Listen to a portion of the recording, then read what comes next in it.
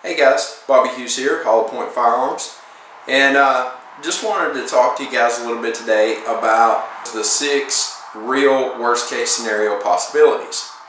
And so what I'm going to do is kind of do a video blog on each individual scenario and talk about some of the ways to prepare for it and some of the things to expect if something like that would happen. In the last video I said that the number one worst case scenario will be a life-changing or life-altering event. Something like losing a job, especially if you're the primary source of income for the household.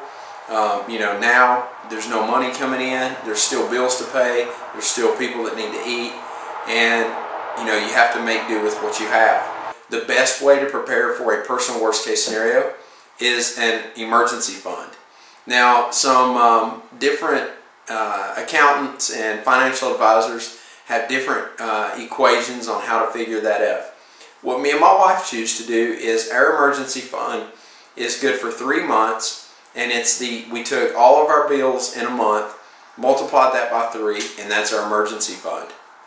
That's how I chose to do it, and I feel like that's probably a good start. Now, in addition to that, once you reach that goal, you should continue to add to your emergency fund. Maybe not as extreme as you are as trying to get that first 3 months in there, but you should definitely add to that every time you get a chance, so that you could sustain a little bit longer. All right. Now, with that being said, if you've got that covered, you've got your bills covered. A way to save some money is by doing the food storage and the water storage and things like that. Now, water storage may not be as big a problem if you have a well or you're on a water source that you don't have to pay for or something like that. But just as in, with a well, you have to have an electric pump to pump it into your house. You have to have a water heater to heat it, whether it be electric or gas or whatever. So it's important to have that money set aside in that emergency fund to help pay the bill that keeps that water pumped into your house. So with that being said, it's not as important to have water stored for a personal worst case scenario. My recommendation for food storage is also, just like the emergency fund, 3 months worth. But just like the emergency fund, once you reach that 3 months worth, you should start adding to. So the way to plan for and prepare for a 3-month food storage is to sit down, and depending on how many people are in your household, depending on how many people you might be caring for, things like that, then you would want to sit down and plan it out just like you would a grocery list. Make a menu. Find out how much you would normally eat in a week.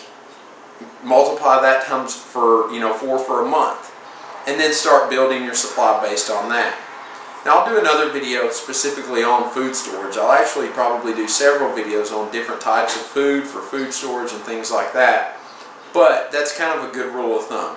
3 months of food, 3 months in the emergency fund for your bills, and that should give you a cushion in the case of a worst case scenario, as far as like losing your job or something like that. Another thing that you may also want to consider for a personal worst case scenario is a medical problem.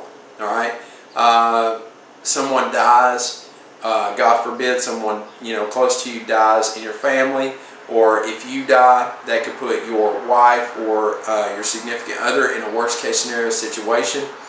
A good prep for that is a life insurance policy.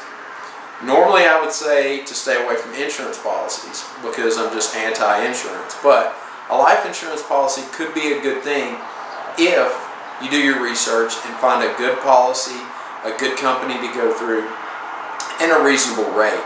And make sure that you get a life insurance policy that will carry over or that will maintain even if you stop paying into it for a little while. All right. So if you do hit that worst case scenario and you can't make your payment into it, make sure that you have a life insurance policy that's not going to automatically cancel out if you miss a month or 2 of paying for it. I also recommend storing common medicines such as ibuprofen or acetaminophen.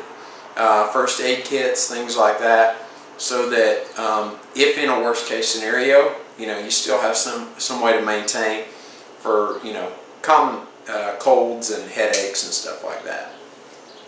So as far as a personal worst case scenario goes, the possibilities are endless. There could be a number of things that could happen that could put you and your family in a personal worst case scenario or life-altering event.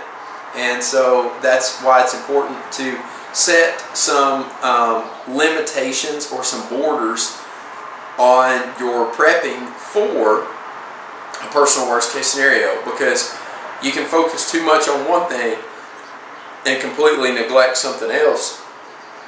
And if you do that, then when that personal worst case scenario happens, then yeah, you may be great in this aspect, but you're still going to feel a lot of the pain from the worst case scenario, because you're going to neglect something that's just as vital or just as important.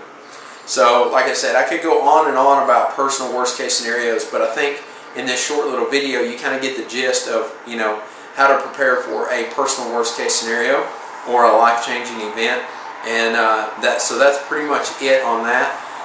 If you guys have any suggestions on other ways to prepare for a personal worst case scenario, keep in mind, like I said, the possibilities are kind of endless on that. There could be a number of things that happen.